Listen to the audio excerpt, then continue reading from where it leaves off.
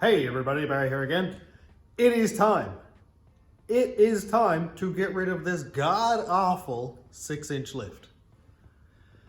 It's gonna be such a weight off my shoulders.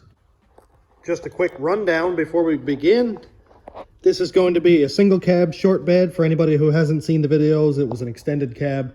I cut 24.5 inches out of the middle, shrunk it. It has a 6-inch BDS lift kit. You can see that down there, front and rear. I'll worry about the rear later. We're going to go for muscle car rake right now and get this front down. I have to look at the BDS site and see what all I have to change. Obviously, I know sway bar links have to go. The diff drop bracket, like this thing down here, all that has to go. I need to weld a cross member actually back in it because they had to cut that out. And if you look at those welds, I'm pretty sure it was a one-armed person welding with jumper cables hooked up to 2 dead batteries in series with damp 7018 rods, and they just worked a 24-hour night shift. Could be a little bit cleaner. I'm not a professional welder, but show some pride in your work. Anyway, enough of the pot calling the kettle black. I need to remove this. Oh yeah, that thing, the diff bracket drop thing there, gotta go. Probably control arms. I don't know if they're not nice looking anyway. And I don't know if it's a drop or a lift knuckle in it. Those pretty shocks have to go. Torsion bar relocator thingy's gotta go. I don't know if it has keys in it back here. Let's go look at the site. All right, we're on to Googler.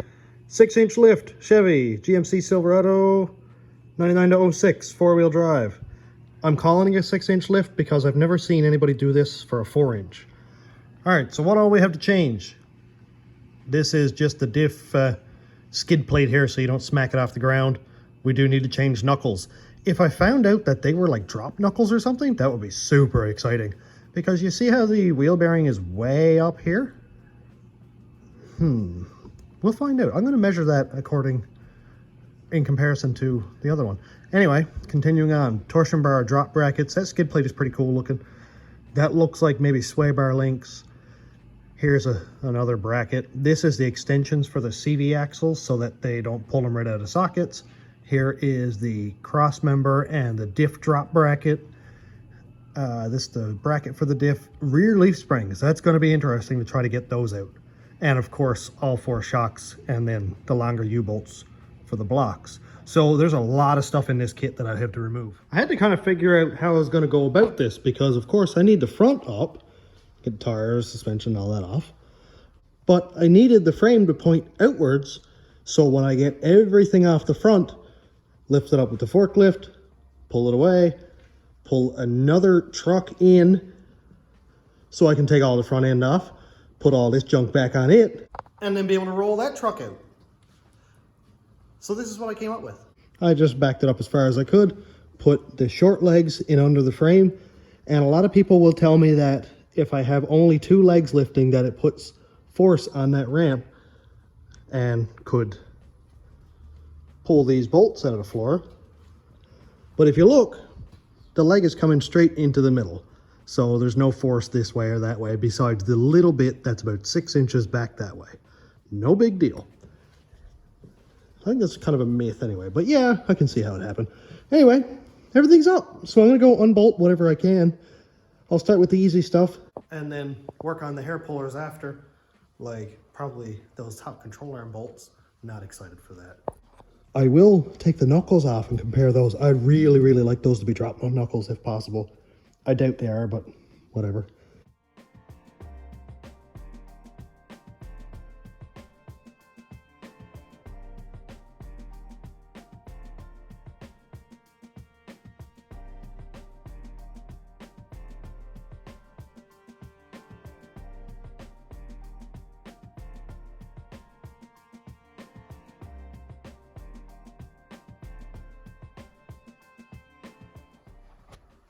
I am going to be just, unplugging this ABS stuff here.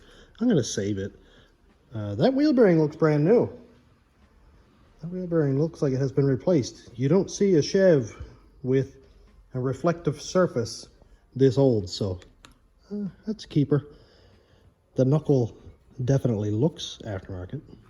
Anyway, I'm not going to be running ABS, but I'll just leave that because if I unplug it from here, that allows water and dirt and stuff to get in, so we'll just leave that. Probably end up just cutting the wire off. Going well so far. Control arm bolts are a little bit scary, but if I have to, I'll just run the Sawzall down along here, and I'll use new bolts and camber washers anyway.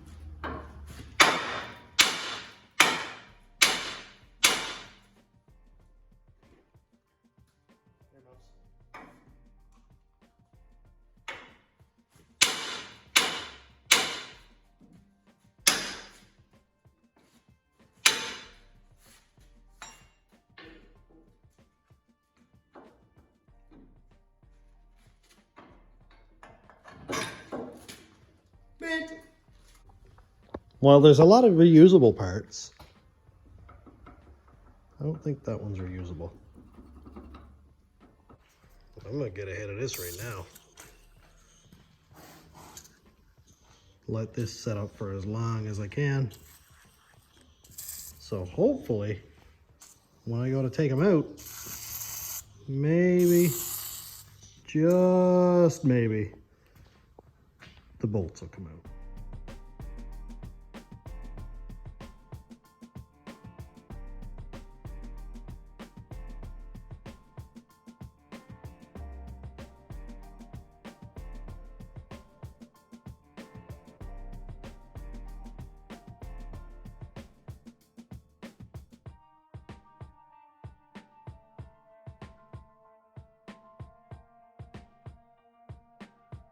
This is going pretty smoothly, I gotta say. Really happy with how it's going. Second knuckle is off. This is the driver's side. Another really, really good looking bearing. So that's 2 scores right there. I think I'm gonna let these upper control arms here soak probably overnight. I'm gonna work on everything else in under here first because, you know, most of this stuff is not gonna twist off. And yeah, I think it'll be a lot better to go this area. Let that soak. Hopefully the one thing I didn't see in the picture is torsion bars or torsion keys. So I assume I can just leave all that right where it is.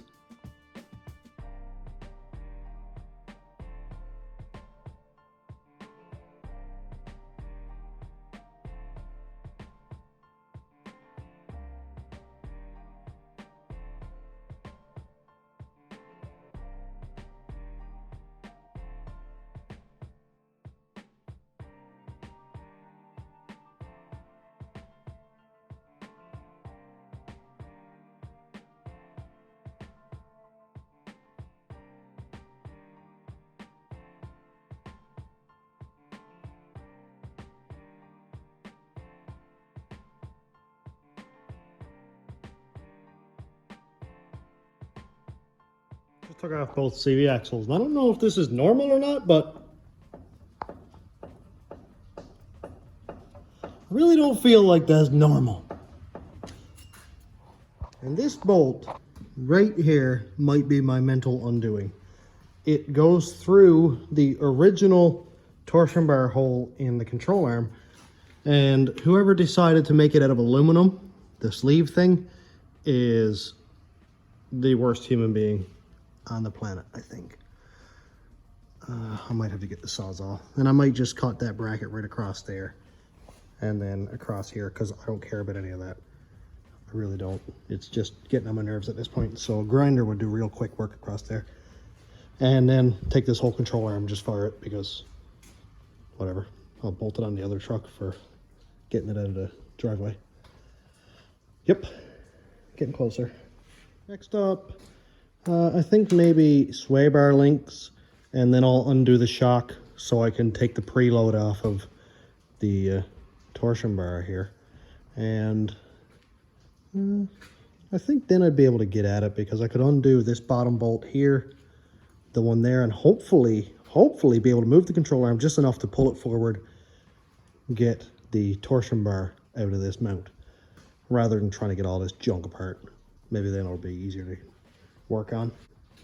Then you can see that the sway bar bushings are completely cooked here, so I'll pull that off just to get that out of the way also, so I can put new bushings in. And I really hope the other truck isn't this hard to come apart, though I'm cautiously optimistic.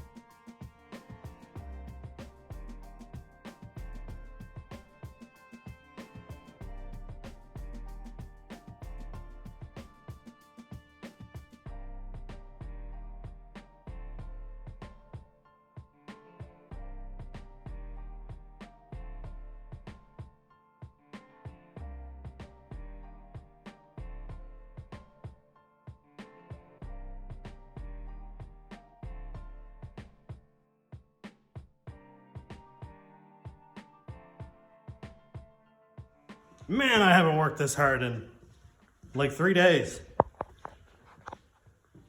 Woohoo! We got it off! I only had to cut one ear off, so that was cool. We can see here that I never did get the bolt out, but I cut the end of the bolt off. You can see the ear is still there. And what I did was I got this bolt out that went down through the bump stop thing there. And I cut the bolt off, and then, oh, wait, no, it's right here. I had it was right there. So I cut this end of the bolt off, zip that off there, and then just sort of pried it apart until it came off like that. Pretty rough representation there, but hey, control arm was out, and it was very easy to get out of the torsion bar. That was cool, really easy to get out. I did see a video or something on clocking torsion bars to get higher or lower. I really have no idea what that means. I assumed that they were the same shape the whole way around and there was no clocking it, but I'm not going to be putting it back together in this video, so if you know what I'm talking about and can explain it to me better, please do, so that I can use it to my advantage, because I want to get this thing lower. So do I clock it a certain way, or I don't know. It might be just a myth. Explain it to me, please. I'm going to try to get this bolt out, which failed on the other side. I'll try it on this side. If it doesn't come out, I'm going to do the same thing again.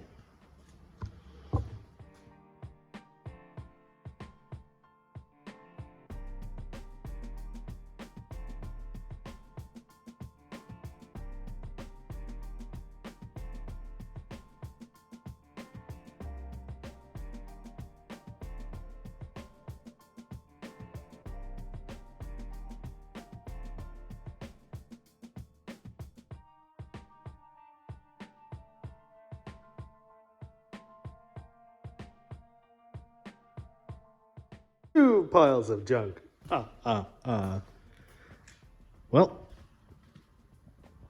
Well, it is, and some of the hard parts are done. This, yeah, still sick to my stomach of looking at that. Those bolts, or that bolt, I guess, and then this bolt, and then the one that goes through right there, skid plate. Whole front comes down. And then the back. There's not much you can't do with a grinder.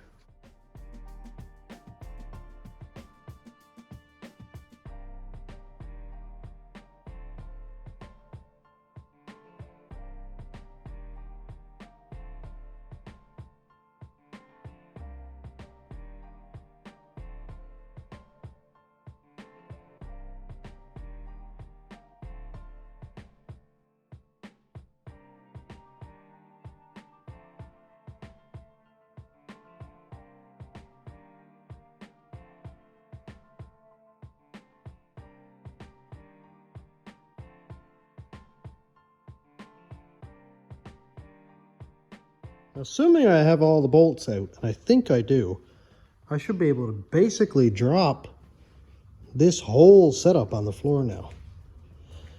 Let's give it a couple of little pries, see what happens. Ooh, got movement. It's in there though, isn't it? That should go. That should go. Can't pry on things with one hand apparently. Lots of gap under there. Oh, we got movement there. Woo! That frightened me. Ready? Mint. Gotta love gravity. Looky here. We're back to basically stock. Dude, if I don't have to remove those upper control arms, I am not doing it. I don't mind putting a ball joint in. If those upper bushings are good, which they actually don't look horrible. They're pretty well straight. I don't remember. I gotta look back at that picture again and see if there's arms in that or not. I don't remember seeing them in the picture. If I can leave those, I will 100% leave those.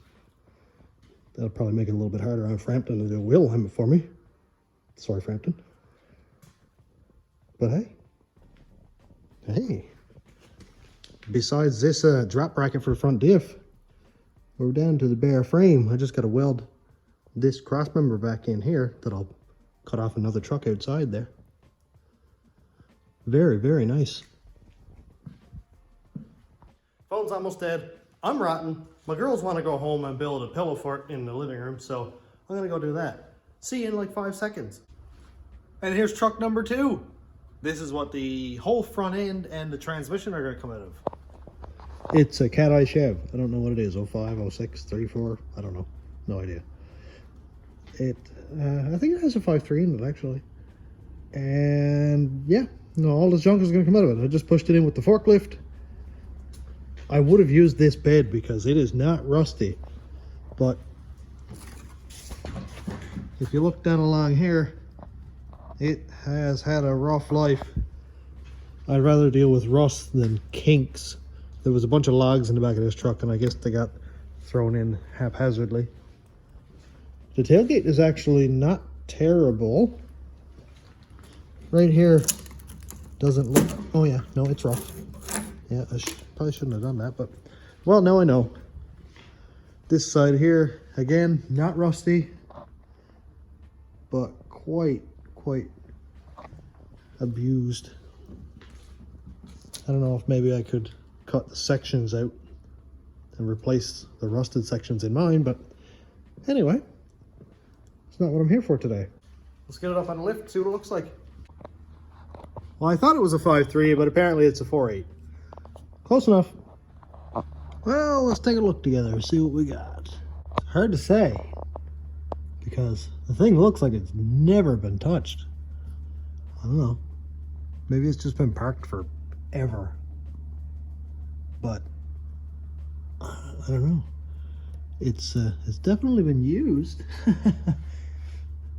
Well, it was a salt truck and a plow truck, so I guess you can't judge that too much, huh? Transfer case looks newer than the transmission does, actually. Freaky. Transfer case looks like it's in really nice shape, actually.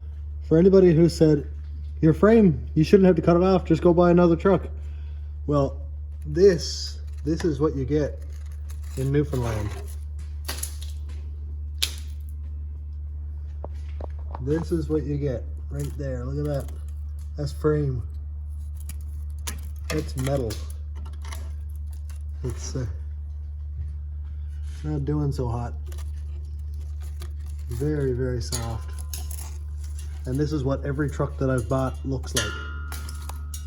Just scaly and rusty and disgusting.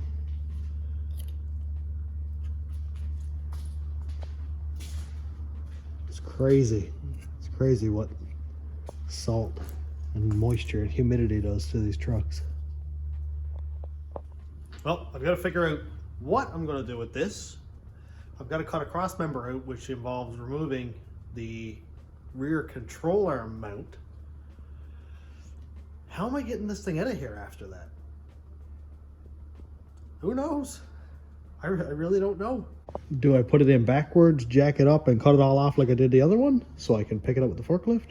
Probably what I'm going to have to end up doing. So I'm just going to pull the transmission out now anyway. Not going to bother filming that. It's something that I've done probably 5, 6, 7 times on this channel. So, you know, it can get a little bit annoying. So I think I'm actually going to finish it up here because everything that I have to do now is drony, monotonous. And when I get at this front end, I'll start back up again because I'll cut the cross member out so I can weld back in Desperado frame and we'll start fresh from there. So I'm all done. So thanks for checking out the channel. Thanks to my YouTube members, patrons, and subscribers. If you want to check out my Patreon, it's patreon.com/stationroadratrods. My YouTube members link is down here. And thanks for watching. Have a great day, everybody.